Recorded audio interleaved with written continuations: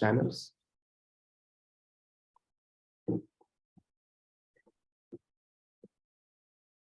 So we are starting. Professor Adam Prezwosrki and dear participants, good morning, good afternoon, and good evening. Welcome to our very special webinar on survival of autocrats versus modernization and information technology revolution. Before we start, let me briefly introduce Nepal Institute for International Cooperation Engagement. Nepal Institute for International Cooperation Engagement is an independent, apolitical, and non-partisan think tank which believes in freedom, democracy, and a world free from conflict. We envision a world where sources of insecurity are identified, understood, conflicts are prevented or resolved, and peace is advocated. To talk on a very interesting topic of today, we have very distinguished scholar, Professor Adam Prezwosrki, who needs no introduction. But it's my duty to introduce him formally to those audience who are listening to him for the first time. Professor Adam Prezwosrki is the Carroll and Milton Professor Emeritus at New York University. Previously, he taught at the University of Chicago and held visiting appointment in India, Chile, France, Germany, Spain, and Switzerland. As a member of the American Academy of Arts and Science, the National Academy of Science, and the British Academy, he is the recipient of the Socialist Review Book Award in 1985 and George M. Liebert Article Award in 1998, and the Woodrow Wilson Prize in 2001, the Lawrence Longley Award in 2010, John Skyter Prize in 2010, and Skip Sabansi Award in 2018, and the Joan Lynch Prize in 2018. His recent publications include Why Brother with Elections, published by London Polity Press in 2018, and Crisis of Democracy by Cambridge University Press, published in 2019. His area of research include political economy, methods of cross-national research, and democratic theory. He did his postdoctoral in sociology from Polish Academy of Science in the year 1967, and his PhD from Western University in political science. He did his master's from Warsaw University in philosophy and sociology in the year 1966. Professor Prezwosrki, once again, welcome to NICE webinar. Kindly make your remarks in our 30 minutes, which is or 35, maybe 40 maximum, which will be followed by question and answers. This program is streaming live on Facebook and several other platforms. We would like to request all our participants to drop their questions on Zoom chat or on the Facebook Live. You can also tweet or WhatsApp if you like. Professor Prezwosrki, over to you. Thank you, sir. I very much appreciate your invitation. I'm honored by it. But I have to tell you that I'm going to disappoint you because I did not follow your instructions about the topic. And I will explain briefly why. We can return to it in questions and answers. The reason is that I don't think that there are general patterns about survival of autocracies. There was a modernization theory, which was prevalent in political science in the 1960s, 70s, and 80s, which I think Fernando Limongi and I destroyed in 1997, showing that, contrary to that theory, in fact, increasing incomes and other aspects of economic and social modernization do not, in general, increase the probability that of transitions to democracy, the probability that autocracies would fall. I think that breakdowns of autocracies are very idiosyncratic events. They occur in different countries for very different reasons, and it's very difficult to generalize about them. In turn, I thought that you might be interested in my views about survival of democracy. And this is a topic on which I've written extensively. I'll give you a bibliography at the very end of my talk, and about which I have a particular vision. So this is what I'm going to try to present to you after I share my screen. I wrote rather detailed notes, thinking that you may want to follow the text as well as what I have to say. It's here.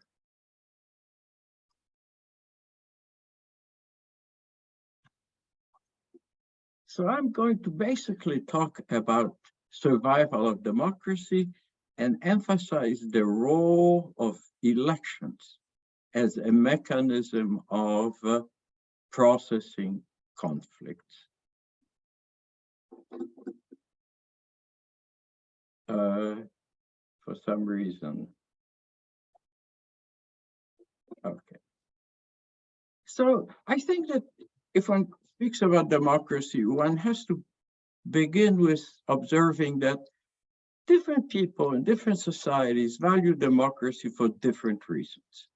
Some people value it because they think that democracies implement some extrinsic values, other values they have, liberty, equality, but also often economic goals. I remember that in early 1990s, when people were asked what they think is the value of democracy, they thought that often the responses in Chile and in Czechoslovakia, I remember, the first response was equality in economic and social realm. So these are some extrinsic values. But there are also intrinsic values, namely that democracy allows the people as a collectivity to decide by whom and to some extent how they would be governed. It forces governments to listen to the voice of the people. This is what James Madison said in the United States, to make government accountable. But for me, the most important value of democracy when it works well, and I'll try to specify the conditions under which I think it does work well, it has another virtue, and that is that it enables societies to process conflict without political repression and without violence, in peace. Now, the point of departure in any analysis of politics, whether under autocracy or democracy or whatever, is that in every society and every time there are conflicts. Contrary to the 18th century myth of consensus and harmony of interest, we just have to admit that people enter conflicts about allocation of scarce goods, which I list here, conflicts because actions of people have externalities, that what I do affects the well-being of others. Often conflicts just because people have moral views. They think that they should tell other people how to behave and not to behave. And conflict which are often just driven by sheer desire for power, by ambition, or even by vanity. Even very small symbolic conflicts often evoke passions. In the Weimar Republic in Germany, between the wars, one government fell, collapsed because of disagreements about the colors of the German flag. My other favorite story is that there are big controversies in France about whether the members of the national football team should be compelled to sing the national anthem, the Marseillaise, because the Marseillaise says in one strophe, citizens to arms, aux armes les citoyens, and there was one football player who said, I am a pacifist, I don't want to sing it. And there was passionate debate about it. So conflicts are inevitable. Every society at every time experiences some conflict. And I think that the crucial question for understanding political order is, how can conflict be processed without political repression, allowing political freedom, and yet result in peace? So that is the question to which I'm going to speak. There are several mechanisms to process conflicts in elections, but elections are not the only one. We can go to courts, and courts adjudicate conflicts between individuals and the state. In several societies, we have collective bargaining systems, which adjudicate conflict between employers and employees. But elections, I want to emphasize, are crucial because they are the only mechanism which allows access to all citizens. With universal suffrage, everybody has institutionally guaranteed access to elections. What happens in elections? Well, we all know that parties offer programs, they offer candidates, people vote, somebody's declared winner, the winner assumes office of the government, and the loser goes into the opposition. But in democracy, crucially, the loser preserves the right to criticize the government and to campaign to become the government the next time around.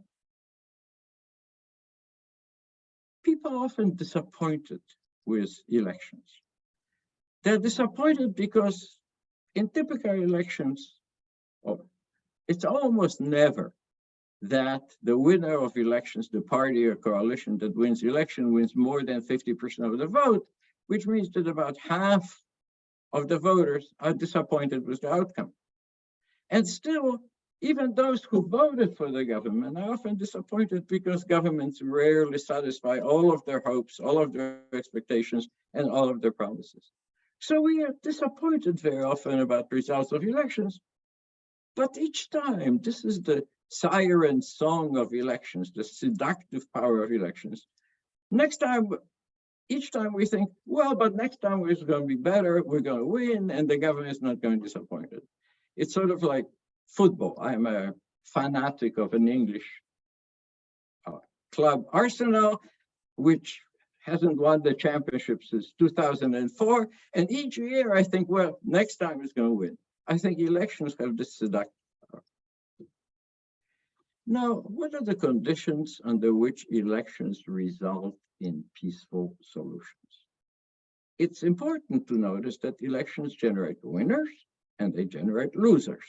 And winners win. Winning is better than losing. The parties that win and form the government can pursue their programs. They can advance interests of their followers. So winning is valuable and losing is painful. So losers have to decide. They have to decide whether to accept their electoral defeat or to try to somehow come to power by other means, or at least to paralyze the action of the government. So losers can engage in costly actions rather than obey peacefully the results of elections. I love in particular this quote from the leader of the British Labour Party in 1919. You can read it for yourself. Yes, the losers face this choice. Either we respect the results of elections or we do not respect the elections. And he says, if we respect the results of elections, then we cannot launch national strikes just because we lost them. So what are the conditions under which elections work? That is, under which conflicts are processed in peace? Well, first, there are conditions on losers. Losers cannot lose too much, which is another way of saying not too much must be at stake in the elections. The difference between the value of winning and the value of losing cannot be too large. For example, if losers will not be able to practice religion of their choice, if losers will not be able to form unions, etc., that may be extraordinarily costly and intolerable. But the second condition, equally important, is that the losers must have a chance to win in the future. Yes, that's crucial for elections. Just think, in the United States in 2000, President Bush, perhaps not even won, but assumed office, and all of the Democrats, his opponents, hoped that they would win in 2004. They lost in 2004, and they still hoped that they would win in 2008. And in 2008, what happened? Actually, they won. Yes. Then Obama came to office, 2008. Republicans thought they would win in 2012. They lost. They hoped they would lose in 2016. And again, they won. That is crucial for democracy, is that losers do not lose forever. They just lose temporarily. What does it mean about the winners?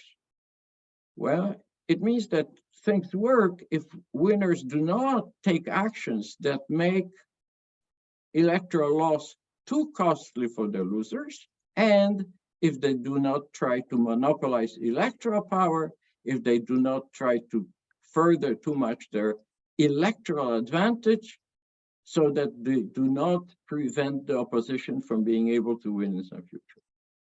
And when these two conditions are satisfied, we have this equilibrium in game theory terms, in which winners do not go too far in inflicting pain on the losers, and do not try to advance their electoral chances too much, and losers accept their temporary loss. Now, if you go into details, it's clear that what constitutes too much of a loss for the loser is not given in the same way in different historical situations. What matters in here is how much of a chance do losers have to prevail in violent conflicts. If losers are sure of being able to nullify the results of the elections and just grab power by force, then they are very sensitive to the pain that is inflicted to them. If they really don't have this chance of inflicting the cost of the winner by violent means, then they accept the loss. So what constitutes too much, what constitutes excessive stakes in elections, varies from one historical situation to another.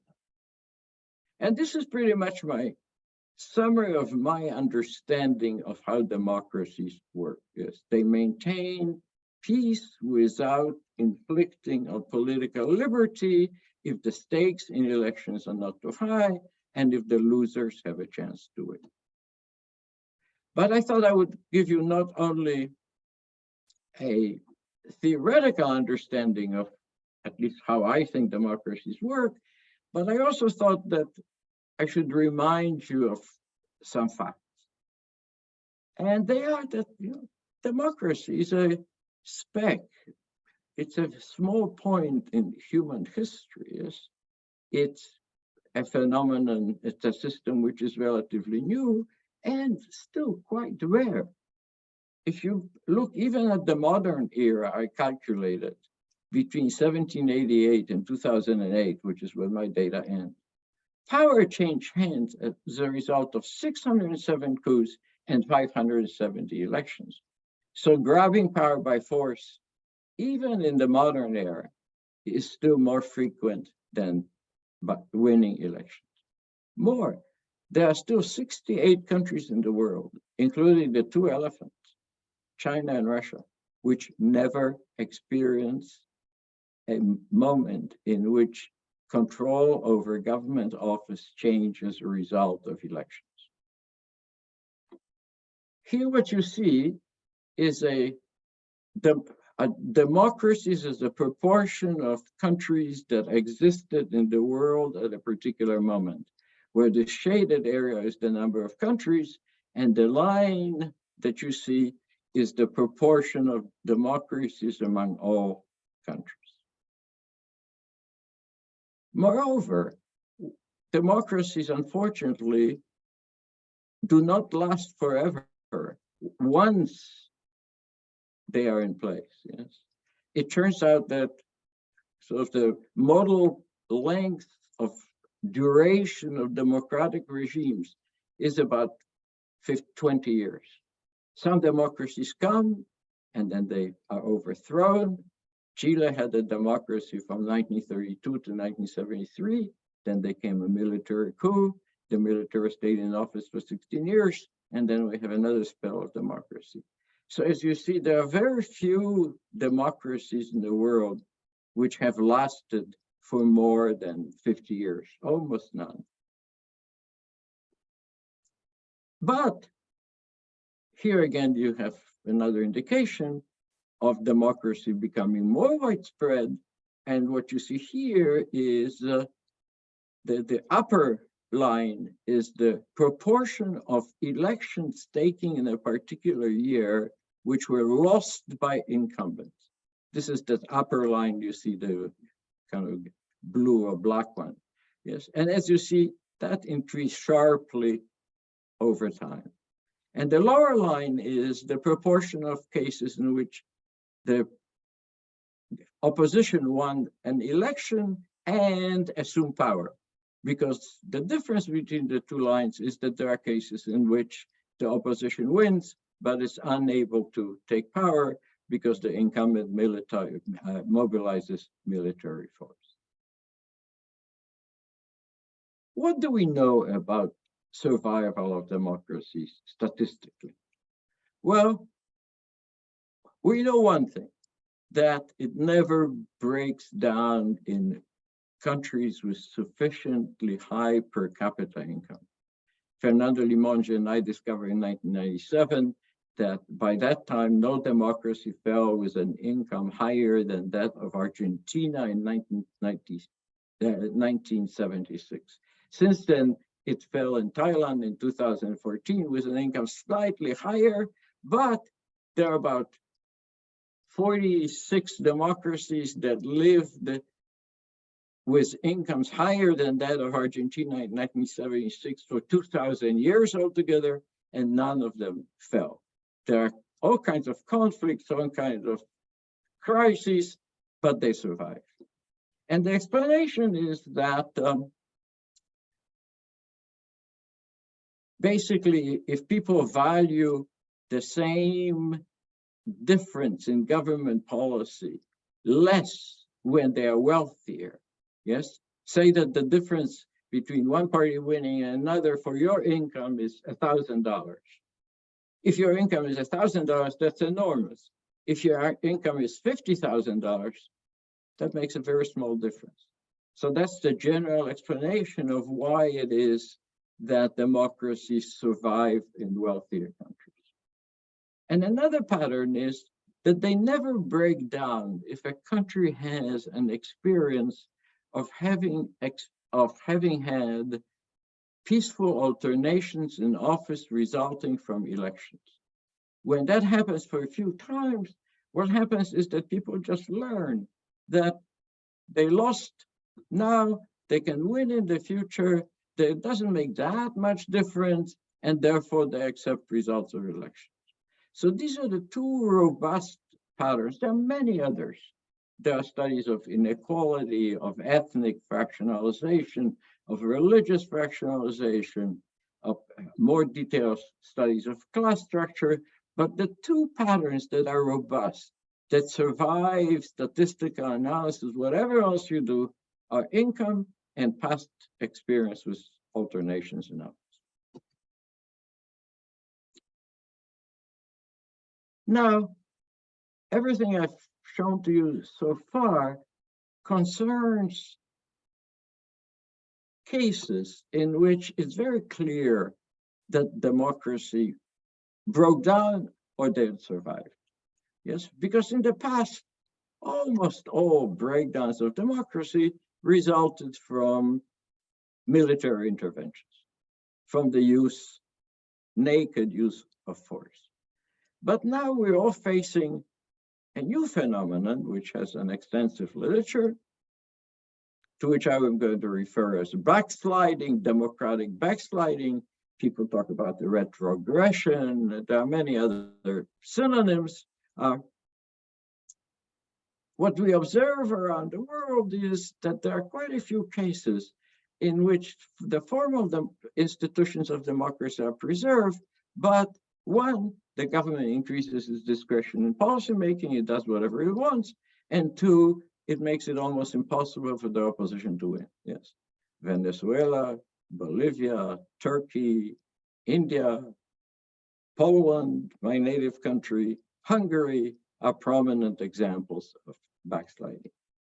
We don't have enough of these cases, enough experience to allow the same kind of statistical generalizations which I referred to before. But we have the cases which are really prominent, and namely the US and now Brazil.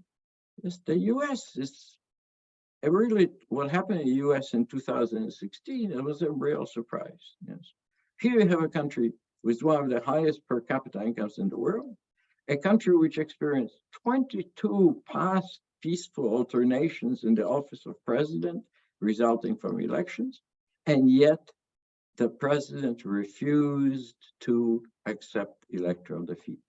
So something new is going on. There's something new about this. We don't have much statistical evidence, but we have some theoretical understanding of it. And this is that backsliding appears under two conditions. One of them is that supporters of the incumbent knowingly, with full knowledge, consent to monopolization of power. That is, the supporters of the government know that the government is violating democratic norms. There is a series of very good studies by Professor Milan Cvolik of Yale University, in which he shows that if you ask American citizens, do you think that democracy is the best system of government in the world, et cetera, 80-some% say yes. But if you pose to them the situations in which somebody whose policy they really like would violate democratic norms, only 6% of respondents are unconditional Democrats, in the sense that they would not change, they would not parade any policy for violation of democratic rules. So this is the first case. The first case, and I think that's true, that was true in Venezuela, that was true in Poland, that was true in Turkey, namely, people knew that the government is violating democratic norms, but they liked the government either because it produced growth, increasing incomes, often for ideological, nationalist, or religious, or racist reasons, and therefore they supported the government, and the government knew that people support it even if it violates democratic norms, so it violated democratic norms. The second situation, which is slightly different, is one in which the government, by surprise, accumulates or grabs a lot of power, making it difficult to be defeated. And people suddenly realize that this government really is on its way to autocracy, that it is violating democratic norms. And therefore, they oppose it. They oppose it not because they don't like its policies, but precisely to prevent the grab of power. If you think of recent elections, both in the United States and in Brazil, both in the United States and Brazil, people voted respectively against Trump and against Bolsonaro, much more than for Biden or for Lula. They voted against the incumbent because they wanted to prevent them from increasing their power even more, even though they didn't really care very much for their opponents. So this is, I think, more or less the summary of what we know about dangers to democracy today. The conclusion: when it works, democracy is a system in which conflicts are processed by elections, and the result is liberty and peace. This is truly miraculous. The fact that we're able to manage conflicts, often very sharp conflicts, by institutions under rules and in peace, is truly miraculous. Conflicts are regulated, processed according to rules, without violence.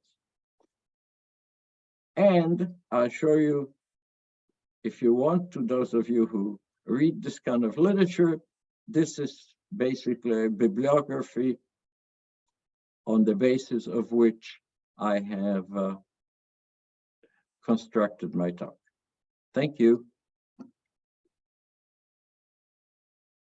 Thank you, sir. Thank you so much, Professor Prezwosrki. Thank you so much for the wonderful and comprehensive presentation. We really learned a lot and we received lots of questions. Since we have limited time and lots of questions, please allow me to share those without wasting much time. We have received one question where it says that even with the global modernization, the autocracy survived and somewhere they are thriving more than democratic regimes. So where do you think the democracies need to work and fight for their survival? Okay. Well, okay. So let me first observe that there's a difference between China and the Soviet Union, which is that the Soviet Union tried to spread its political and economic regime all around the world. Yes, communist ideology, as propagated by the Soviet Union, was an ideology which the Soviets hoped would eventually dominate the entire world. And they tried to portray themselves as examples. What strikes me about China, which is an economic success by every criterion, is the Chinese are not saying to everybody in the world, imitate us, adopt a system like ours, one-party system, etc., etc. They're not saying that they're Americans. They don't hope that Americans will ever embrace it. So I think that ideologically, the situation is different. From this point of view, I don't think that China is a threat to democracy, whether in the United States, Latin America, or Western Europe. As a matter of fact, I think what's striking is that contrary to the interwar period and contrary to the period of Cold War, there are no ideologies which today produce alternative blueprints to democracy. There's no fascism and there is no communism. There's sort of an authoritarian instinct in many democracies, but it's not a comprehensive blueprint for reorganization of society. As for democracies, well, one of the things we know is that the traditional representative institutions under democracy are not working very well. Yes. The populist reaction, which you see in many countries, reaction directed against elites, but also against institutions, has a grain of salt in it, has a grain of truth in it. Yes, it turns out that democracy is compatible with extensive inequality in the economic and social realm. So my repeated sort of message to people who oppose backsliding in different countries is that saying we're against is not enough. That we do have to have a positive program for reforming democratic institutions. This quest for democracy is never ended. Thank you, sir. Let me move to, maybe let's club one or two more questions so that we can save some time because we have lots of questions. Another is, with the European Commission announcing Industry 5.0 being more human-centric and more effective use of artificial intelligence, there's a fear among the top scientists and researchers that it might lead to human out of the loop. How far do you think it is possible and where are we supposed to draw a line? That is one. Second is that, how do you gauge the nexus between right-wing nationalism and religious identities playing out in the coming years in democracies like India? Okay, yeah. You're asking me a question on which I'm not an expert. So let me say that to begin with. I read about artificial intelligence just because I like technical things and understand something about this. But I think that the fears about artificial intelligence are misfounded and greatly exaggerated. one has to answer into technicalities, but as somebody observed, there's not much intelligence to this artificial intelligence. I use it. But what is it, basically? It's summarizing information that's already available to everybody. All it does, that the machines of artificial intelligence, all they do is they take the information, which is already stored somewhere on the web and accessible to everybody, and they summarize according to particular rules.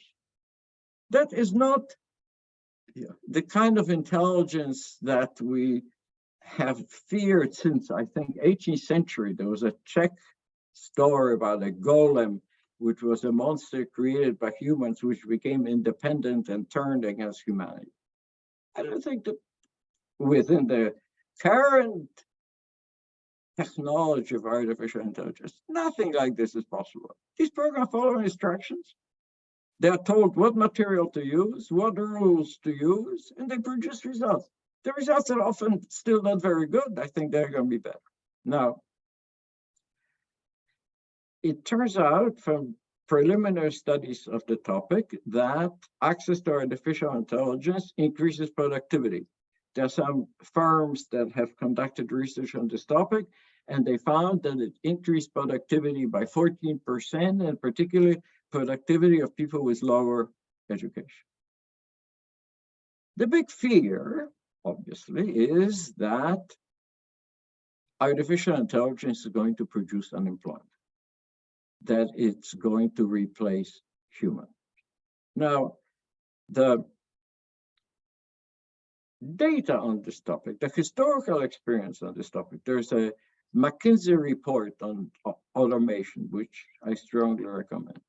The historical experience is that past technological innovations did not create a rise of unemployment, because while some jobs disappeared, other jobs appeared.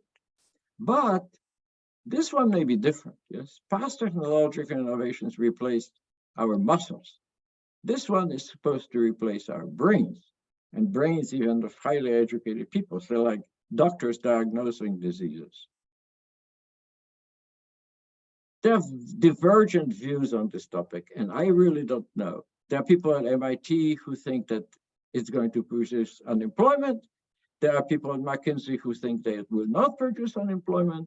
I don't know. Let me move to other questions. Others like, what are your views on institutional solutions to save the democracies falling into autocracy? That is one. Second is that, to what extent do economic factors such as globalization, urbanization, and inequality influence the strategies of autocratic regime? And how do these factors intersect with the rapid spread of information and communication technologies to shape political outcomes? Okay, two big topics, and I will try to be as brief as possible. So as we know, there is experimentation all around the world with new forms of political participation by citizens, and not just their participation, but their participation in decision-making. There are all kinds of experiments, you probably know: participatory budgeting, citizen assemblies, referendums. All of these are attempts to make political voice of ordinary citizens more effective, to be heard, and to be implemented. I don't think that these experiments so far produce much success. And one of the reasons I don't think that they produce success is that they're almost always directed against political parties. They basically are based on the assumption that participation through political parties is ineffective, and therefore we need alternative mechanisms. And I think that political parties are sufficiently strong to be able to ignore them or destroy them. So far, I don't think that they've been very successful, but I think that the hope is exactly to strengthen political parties, to make them into more effective mechanisms for organizing interest, aggregating interest, and transferring interests up the political hierarchy, like the social democratic parties did about 100 years ago. So my view on this is, again, that the experiments are interesting. So far, they're not effective, and that we should think about strengthening the representative role of political parties. Okay. And for survival of autocracies, look,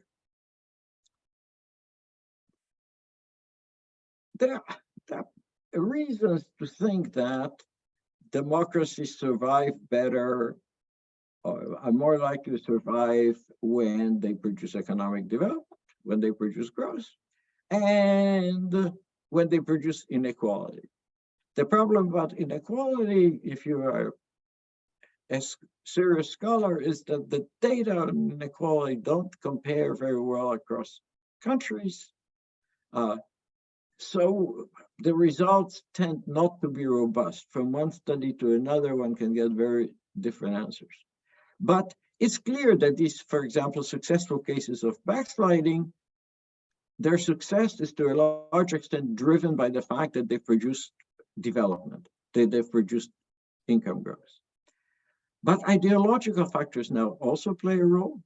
To return to religion, it seems that when people have very strong ideological views, whether it's religion or nationalism or just racism, they are more prone to tolerate violations of democratic norms, which is discouraging. And finally, information technology. So, yeah, we have this whole story about fake news, and in fact, we have a lot of fake news. It's very hard to tell which news are fake and which are not fake. But as far as survival of autocracies is concerned, I think that here also views differ, because the new technology, on the one hand, allows better control by autocratic governments over the population. But on the other hand, it facilitates organizations of the opposition. So it's a continuous race, which I don't think has a clear answer.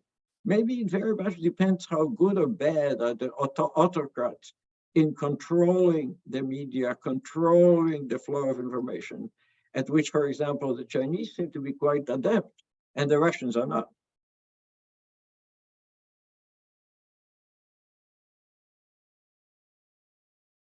Now, let me move to the next question. We are also running out of time, so let me try to be brief with a few questions. What are the broader implications of these trends for the future of global governance, including the balance of power between authoritarianism and democratic states, and the potential for technological change to shape the nature of political conflict and cooperation communicate? Another is, how do these regimes maintain a balance between economic growth and modernization with the imperative of maintaining political control? And political control, you said? Yeah, maintaining political control. Well, I don't think that these are rivals. I think that maintaining political control is much easier when economic performance is better. These are, in the economist language, complements, they're not substitutes. And indeed, some of these autocratic regimes make considerable and successful efforts in producing economic growth, reducing inequality, improving the situation of people, that facilitates their rule. I think that makes repression less necessary, even though I'm always surprised, I have to say, by how unnecessarily repressive is the Chinese regime. Yes, that regime is quite popular. The party is huge and loyal, yes. The Chinese Communist Party has more members than the population of Germany, yes. And yet, they engage in acts of political repression, which I think are unnecessary, because the regime in China is not threatened. About geopolitics, I think that we are in a new situation, which may be transformative. The decoupling of economic relations between China and the United States, I think, is going to be costly for both countries.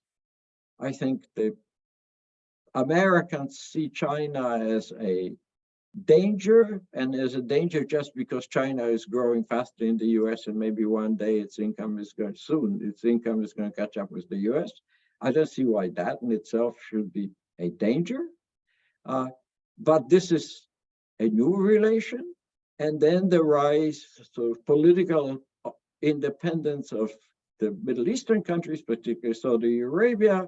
I think that that may create a new structure of alliances in which the United States is going to be the loser.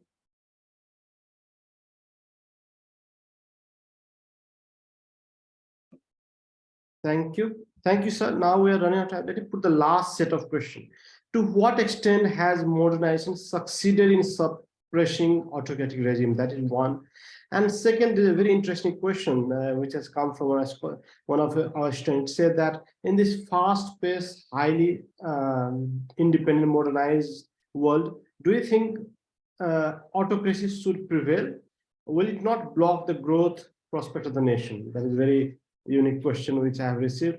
And there is a consensus in the academic literature that modernization in the form of economic development has a positive influence on the emergence and longevity of democracies. But why is there a rising demand of autocratic rule for good foreign policy and international politics? Look, I think it is not true that economic modernization makes breakdowns of autocracy more likely and the rise of democracy more likely. It's just not true. I've done lots and lots of statistical analysis of that in my life. I mean, you should read my 1997 article with Fernando Limón, which showed that this is really not true. It's very difficult to detect systematic patterns of breakdowns of autocracy that end in democracy. The reasons are quite different. Often they're geopolitical. Why did Taiwan turn into democracy? Because it grew economically, or because there was a protection against mainland China? Sometimes it's the death of the founding dictator, like in Spain in 1975. It's the reasons why autocracies fall are truly idiosyncratic. So I don't think that it's true in general that modernization in any sense of the word generates democracy. I also don't think that there's a worldwide trend toward autocracy. For one, because the most, and really the only successful autocracy in the world, which is China, is not an example that can be followed. They don't want to be followed. They want to make money. They want to have good trade relations. They want to have peace in the world. They don't want to be followed. So I don't think there's a general trend to autocracy. There is dissatisfaction with democracy. If you look at my most recent book, called Crisis of Democracy, I try to distinguish why there is dissatisfaction in democracy. But that's true. There's more anger, there's more violence, there's more rejection of government, but there are no alternatives. So I don't think that there is a general trend in the world either toward democracy or toward autocracy. I think things are going to continue more or less the way they are.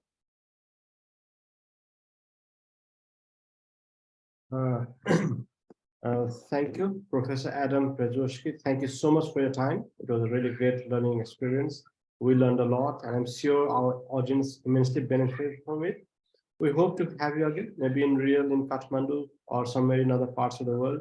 We'd also like to thank all our audience for the wonderful questions. Thank you so much and have a nice day. Thank you. I appreciate it. Thank you, sir. Thank you so much for your time, and we hope to see you soon. Thank you.